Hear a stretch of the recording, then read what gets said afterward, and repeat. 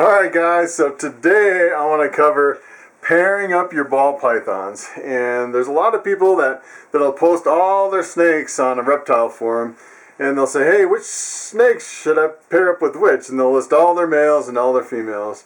And it's a pretty interesting topic. And so that's kind of what I'd like to cover today. And I would say, I know you're going to laugh, but the first thing you need is a male and a female. And believe it or not, at the start of the season, this last season, last year, I bought a guy's collection. I had a handful of snakes. And he's like, oh yeah, all these are females. And I kind of took his word for it that they were all females. So I put them all in my tubs. And actually I got this bamboo. Take a look at this bamboo over here. And I actually bought him to pair up with a lot of my snakes. He is a gorgeous looking bamboo. And this is where I got all my bamboo babies from. They all came from this guy. And believe it or not, I started pairing him up with all of his females. And I had one tub up here. I think it was like this top tub up here, and I put my bamboo in with one of his females, and I heard it sounded like, almost sounded like a mini earthquake, like the house was coming apart or something was shaking. I was like, what in the world is that noise? And I kind of looked over at this rack over here, and I'm like, is this rack shaking? and it was actually the tub that I just put the bamboo in it. I opened up the tub, and that bamboo came flying out. I couldn't believe it. And come to find out, one of the snakes he told me was a female was actually a male, and I didn't know until I probed it. And I probably should have probed him right when I got him. And that's if you see me work with my probe kit, you just kind of insert it in the pocket right in the tail, and if it goes really deep, it's a male, and if it goes really shallow, then it's a female. And that's kind of a surefire way. The first thing you need when you're pairing up your snakes is a male and a female. So another thing, if you're just starting out breeding, or if you just have a couple snakes, some people say it really depends on what the market is and blah, blah, blah. I would say if you have two snakes, a male and a female, no matter what they are, I would pair them up, unless there's some kind of genetic defect.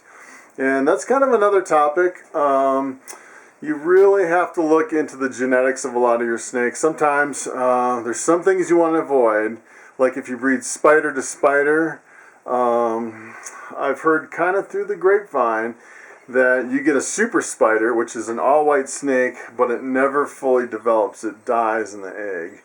And there's just kind of weird stuff like that. You really have to be careful and kind of look up some of the odd things you can get with the crosses. But I kind of want to stay away from some of the defects. I won't go through all of them today. That's just kind of one example. So another thing you really have to think about is your local markets. So this year I actually bred my bamboo with 9 different females, believe it or not, and 7 of them laid eggs. So I had quite a few bamboos, and if you go to the show, you see a lot of bamboos, and kind of the reason I chose the bamboos, because I really thought it was a really attractive snake. It's not really that popular, and I go to the shows, and I didn't see any at my local shows. Sometimes I'd see like one bamboo combo, and that was about it. And I thought that it would kind of be a good, maybe a one-time kind of a flash in the pan kind of a thing. So I'm gonna put a lot of bamboos out this year, and I'm betting a lot of people will buy bamboos. But the next year I probably want to rethink putting out a lot of bamboos, and I'm thinking maybe next year I might cross that bamboo with maybe 1 or 2 snakes and just get a handful of bamboos instead of a whole bunch, because people will go up to my table next year and they'll be like, oh, bamboo, I just bought one last year. So you kind of want to, I would say if you produce a lot of one thing, you kind of want to jump to the next hot thing. Otherwise you kind of flood your local market, and people walk up to your table, they don't want to see the same thing year after year after year. They kind of want to they kind of want to walk up to your table and they want to be surprised every year. Oh, you got something new. And I mean, there's so many different things, really, I think you should be thinking about mixing it up every year and kind of changing it. You can do some bamboo stuff.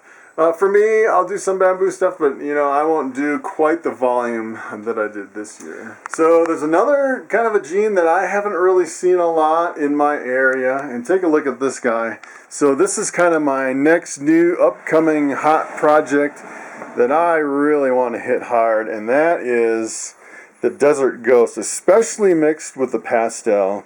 So this pastel Desert Ghost male, he's really a stunner. He doesn't even almost look real. And I actually have a female over here. Take a look at this female. This female is just as stunning. Let me pull her out. And you get these guys pretty much side by side. She's a little bit, it looks like she's a little bit in shed. But I'm going to pair these guys up for sure. Just take a look at that pair. Woo! That is quite the stunning pair of snakes. So I'm definitely going to pair those guys up, and hopefully I'll get some Desert Ghosts, straight Desert Ghosts. But Desert Ghost is a recessive gene, so really what I want is kind of to mix the Desert Ghost in with some of the other genes. So that male, I kind of have some plans for him. To work them into some of my other stuff. And if you're looking for some Desert Ghosts next year, I'll definitely have some stuff. I'm kind of thinking of crossing it with the Lemon Blast. So you kind of got to think ahead. What are people thinking about? And I hear a lot of people are talking about Desert Ghosts, and I've even had people write me and say, hey, if you ever make a bamboo Desert Ghost, let me know. And I still have to grow up my females before I get to that point, which is probably in 3 years at least before I get to that point. So but the Desert Ghost, I'm definitely going to hit that pretty hard this year. And then definitely I'll hold some of the, if I get some Desert Ghost females that are visible Desert Ghosts, I'll definitely be holding those back too. Okay, so if you think about what you're producing in volume this year and flooding the market and the next hot thing, those things are kind of in the back of your mind, but you also can think about what's always hot, what's always going to sell, what's always going to be kind of one of the main staples, I would say, as far as what people are going to buy. And I would say there's two genes that are really hot. If you're thinking about getting into something, I don't think you can really flood the market too much, and that is the pieds and the clowns, especially the visible pieds and the visible clowns. I think there will always be quite a demand. I mean, if you went to a reptile show and you had your whole table in all pieds and clowns, I bet you do just as good as anybody else, maybe even better. But so I would kind of think about it, is adding pieds and clowns to your collection to kind of add some kind of a staple. But you also want something new to kind of mix it up. So you always want to think about just a little bit of this and a little bit of that to kind of mix in with some of the staples. And I haven't had any really clowns or pieds that have been ready this year, and I might have one pied that might go this coming breeding season, and my clowns, I think they're kind of lagging behind. I don't think I'll have any clown stuff even this year, so I just recently got into it, and if you get the females, it's a 3-year wait, so that's another thing you have to think about. So another thing you have to think about is timing. So when to pair up snakes, and pretty much everybody across the industry pairs up in November. It's kind of the industry standard, and I kind of jumped the gun last year. I paired up in October, and some people, what they do is they breed year round, and I think it's more difficult to breed year round because then you're it's like you're chasing different projects, and you're not quite finished with any. And I prefer to have definite seasons. I prefer to actually go to a show and have a whole display case with all hatchlings that are pretty much the same size. Because if you're breeding all through the year, then you have all different sizes, and then you have to figure out your display cases, and then you have bigger ones and smaller ones, and it kind of gets all jumbled up, I think. And some people do it. Some people are successful with a year-round breeding season, but I prefer to have definite, defined seasons as far as when I pair up and when my hatchlings are ready for the shows in the fall. So if you're looking through all your snakes and you're trying to figure out what to pair up with what, like kind of this year, like last year I had a bunch of kind of, I'd say like lower end females, a bunch of single gene. I had like 4 normals, and I had some lemon blasts, some pinstripes, kind of like, and then I paired up my bamboo with a lot of that stuff. So this year, I would say I don't really have a lot of stuff that I can think of off the top of my head to breed with my 4 normals. So it kind of puts me in a dilemma. So that's kind of what you have to think about. And you're looking through your collection, and you're thinking, all right, I want to pair this with this, this with this, and then I have these 4 females. I really don't know what to do with that. And I would say in that case, you should think about actually buying into another project. And that's probably what I'll do this year. I'm kind of looking for something maybe with 5 or 6 genes, and when you're buying into projects, what I would recommend is buying genes that you don't currently have in your collection. Because remember, if you breed pied to pied, you get a bunch of pieds, and pretty soon your whole rack's full of pieds, unless you sell them all. And you get to the point where you have almost an unlimited supply of pieds coming in from all your hatchlings that you can kind of pick and choose from.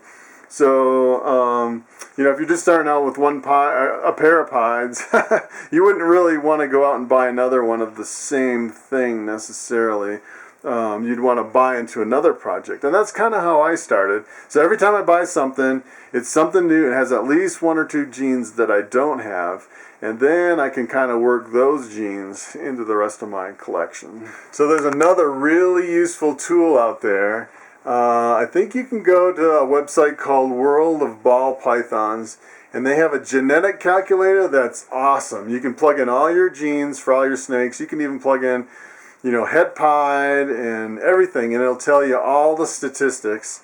So if you breed pied to pied, you get 100% pied. If you breed pied pinstripe pied, you get half pied and half pinstripe pied. If you breed 6 genes to 5 genes, you get 256 combinations, and you can kind of go through. It's a really neat tool.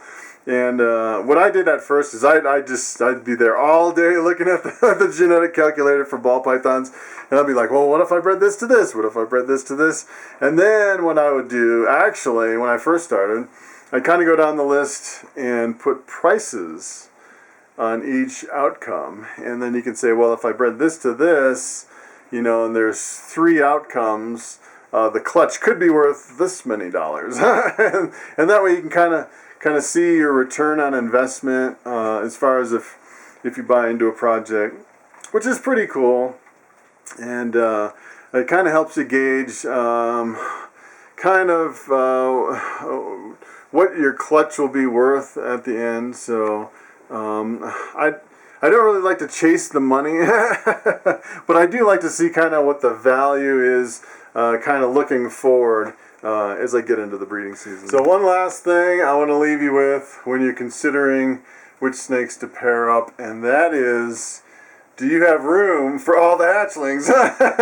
And that's kind of what I ran into this year. So I have this rack here of all these 39 hatchlings over here, and I actually bought this rack early in the breeding season, and I filled the whole thing up, believe it or not. And then I went to this rack over here, and I filled almost the whole thing with hatchlings. So that's the other thing you have to think about. I kind of knew it was coming, and I kind of knew that I was going to have to put out the investment.